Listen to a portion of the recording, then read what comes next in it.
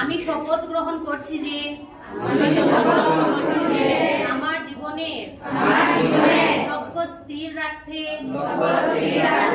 এবং শারীরিক ও মানসিক সুস্থতা ধরে রাখতে কৌতূহলবশত আমি কখনো নেশা জাতীয় দ্রব্য গ্রহণ করব না।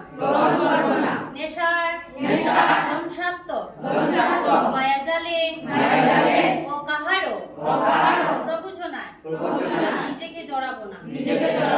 নিজের স্বার্থে পরিবার সমাজ ও দেশের স্বার্থে যোগ্য নাগরিক হিসাবে নিজেকে গড়ে তুলতে জীবনকে ভালোবাসবো এবং আমি শপথ করছি যে